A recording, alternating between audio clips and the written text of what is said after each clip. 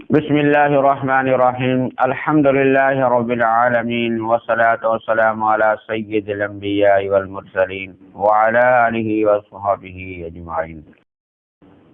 حضور نبی کریم رؤوف الرحیم صلی اللہ تعالی علیہ وآلہ وسلم کا ارشاد مبارک ہے۔ آپ فرماتے ہیں کہ جس نے مجھ پر درود پاک پڑھے اس نے اپنی ذات پر 70 دروازے رحمت کے کھول لیے، اور اس درود پاک سے ہر ایک انسان محبت کرے گا سوائے منافق کے۔ تو درود پاک پڑھنے سے اللہ کریم کی رحمت کے دروازے بھی کھول جاتے ہیں، اور درود پاک پڑھنے والا ہر دل عزیز بندہ ہو جاتا ہے۔ اس لیے ہمیں ضرور درود و سلام پڑھتے رہنا چاہیے۔ اصول و برکت ایک دفعہ درود شریف پڑھیے۔ اللہم صلی علی سیدنا محمد وعلی آل سیدنا محمد۔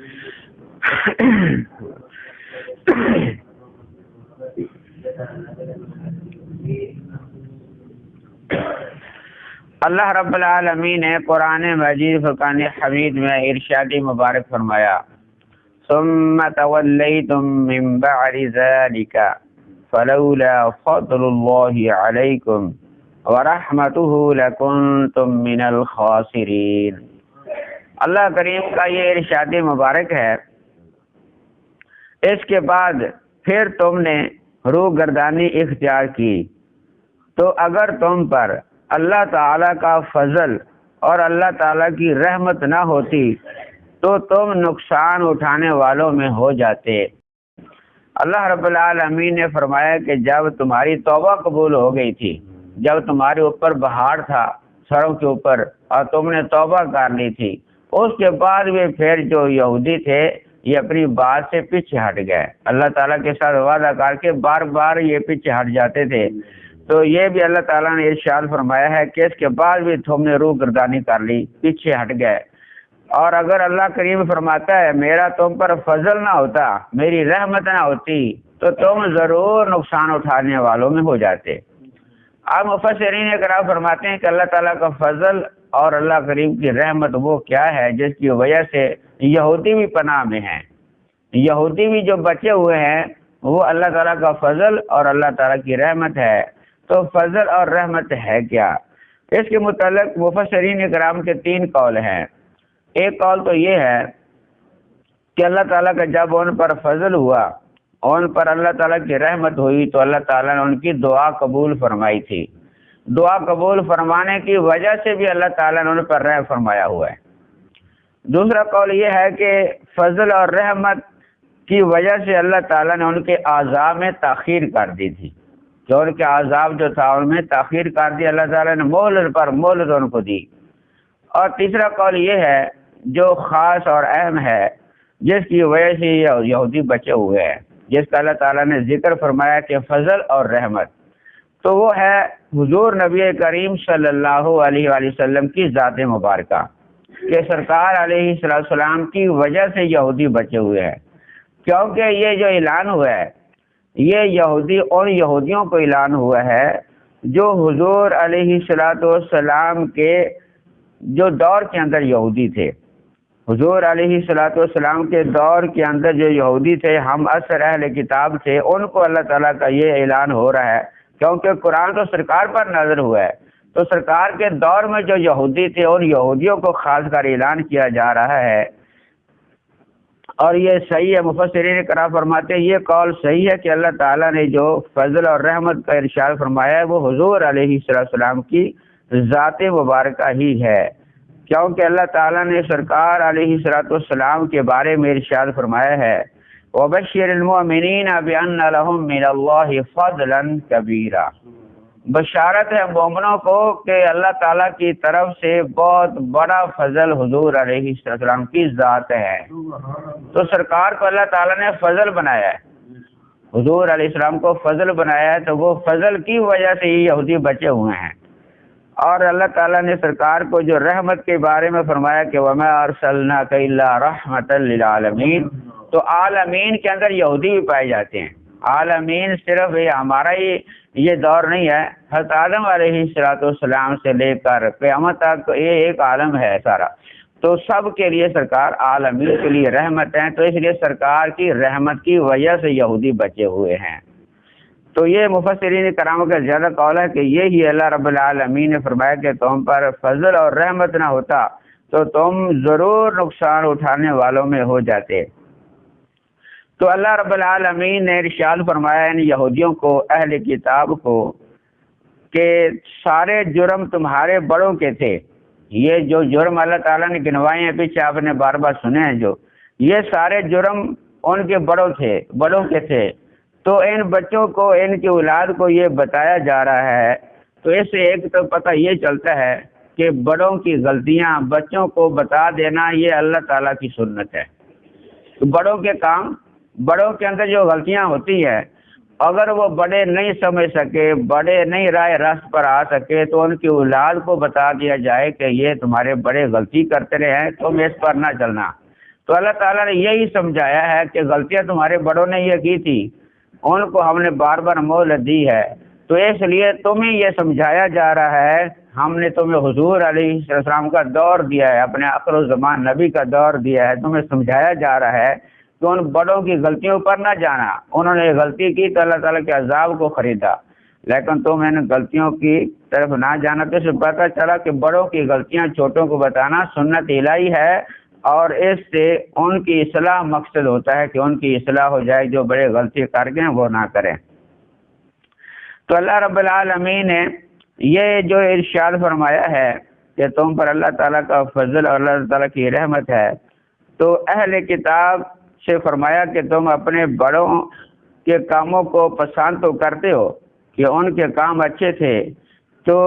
یہ تم غلط کر رہے ہو کیونکہ وہ گناہ پر تھے، وہ تمہارے بڑے گناہوں پر تھے، اس لیے تم پیچھے ہٹ جاؤ اور وہ کام نہ کرو، ورنہ تمہیں بھی ان میں شمار کر لیا جائے گا انہیں میں۔ کیونکہ جو آدمی ایک گناہ کرتا ہے، اس گناہ کے پیچھے جیسے ایک حدیث پاک کا مفہوم ہے، ایک بندے نے گناہ کیا، اس گناہ پر جتنے لوگ گناہ کرتے رہے سب ہی شامل ہو جاتے ہیں، پہلے بھی شامل اس گناہ میں اور آخر والے بھی شامل ہو جاتے ہیں۔ تو اس لیے اللہ تعالیٰ نے فرمایا تمہارے بڑوں کے گناہ کی وجہ سے تم ان کے گناہوں کو، ان کی غلطیوں کو بڑا پسند کرتے ہو، اس لیے تم بھی ان کے گناہوں میں شمار ہو جاتے ہو۔ تو اس لیے یہ تمہیں موقع دیا جا رہا ہے کہ اہل کتاب نبی کریم صلی اللہ علیہ وآلہ وسلم کے ساتھ اپنا تعلق رکھو، تاکہ تمہیں آخر الزمان نبی صلی اللہ علیہ وسلم کی بعثت سے حضور علیہ السلام کا دور مبارک دیا ہے۔ اور جب تم اس پر عمل کرو گے، اب تم پر منحصر ہے کہ تم اس موقع سے فائدہ اٹھاؤ اور اپنی آخرت بہتر بناؤ۔ دوبارہ عزت کی زندگی پا سکتے ہو میرے محبوب کی اتباع کر کے، ورنہ دنیا آخرت میں برباد ہو جاؤ گے۔ اور یہی پیغام امت محمدیہ صلی اللہ علیہ وسلم کو بھی ہے کہ قرآن کریم ہمارے ہاتھوں میں ہے، قرآن پاک، کیونکہ یہ حکم تو یہودیوں کو بھی دیا جا رہا ہے، لیکن مومنوں کو بھی حکم دیا جا رہا ہے کہ قرآن پاک تمہارے ہاتھوں میں ہے، سنت رسول صلی اللہ علیہ وآلہ وسلم محفوظ شکل میں ہمارے پاس ہے۔ تو عمل اگر ہم نے کیا تو ہم بھی کامیاب ہو جائیں گے، اگر عمل نہ کیا تو پھر یہ مسلمان ہونے کے باوجود بھی خسارے میں چلے جائیں گے۔ فرماتے ہیں کہ وہ یہودی جو تھے، کس وجہ سے وہ ایمان نہیں لا رہے تھے، اس کی وجہ کیا تھی کہ بار بار اللہ تعالیٰ نے ان کو پیغام دیا، بار بار سمجھایا، یہودی ایمان کیوں نہیں لا رہے تھے۔ ایک حدیث مبارکہ سے آپ سمجھ سکتے ہیں۔ حدیث مبارکہ ہے حضرت صفوان بن عسال رضی اللہ تعالیٰ عنہ یہ روایت فرماتے ہیں، یہ حدیث مبارکہ نسائی شریف کے اندر موجود ہے۔ ایک یہودی جب حضور علیہ السلام کا دور مبارک تھا، سرکار نے اعلان نبوت فرما دیا تھا، اس وقت کے یہودیوں کو سرکار کا پیغام پہنچ رہا تھا، تو دو یہودی جا رہے تھے، دو آدمی جا رہے تھے یہودیوں کے۔ ایک یہودی نے دوسرے سے کہا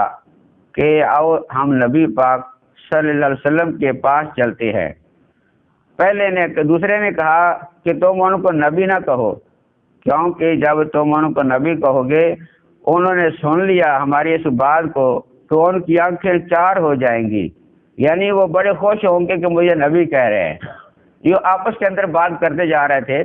کہ تم ان کو نبی نہ کہو۔ بہرحال یہ ان کے رستے کی بات تھی، جب وہ حضور علیہ السلام کے پاس آئے، سرکار علیہ السلام کے پاس آ کر جو وہ بیٹھے، انہوں نے 9 آیتوں کے بارے میں سوال کیا، سرکار کی بارگاہ سے 9 آیتوں کے بارے میں سوال کیا۔ حضور علیہ السلام نے ان کو ان ساری آیات مقدسہ کا جواب دیا۔ جب جواب دیا تو حضور علیہ السلام نے خاص کر ان کے لیے تنبیہ فرمائی، کیا یہودیوں اللہ تعالیٰ کا کسی کو شریک نہ بنانا۔ آپ نے یہ باتیں خاص کر ارشاد فرمائی، 10 باتیں، کیا یہودیوں اللہ تعالیٰ کا خاص کر کسی کو شریک نہ بناؤ، اور فرمایا چوری نہ کرنا، اور اللہ تبارک تعالیٰ کے محبوب نے فرمایا کہ زنا کاری نہ کرنا، اور فرمایا کہ کسی جان کو ناحق قتل نہ کرنا، کسی پر کوئی جرم نہ ہو، کوئی غلطی نہ ہو، ویسے قتل نہ کر دینا، کیونکہ قتل کرنا حرام ہے۔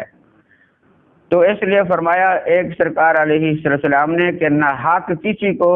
بادشاہ کے پاس نہ لے کے جانا، کہ انسان کی غلطی نہ ہو، بادشاہ کے پاس جا کے تم تہمت لگا کے اس کو سزا دلواؤ، ایسا بھی نہ کرنا۔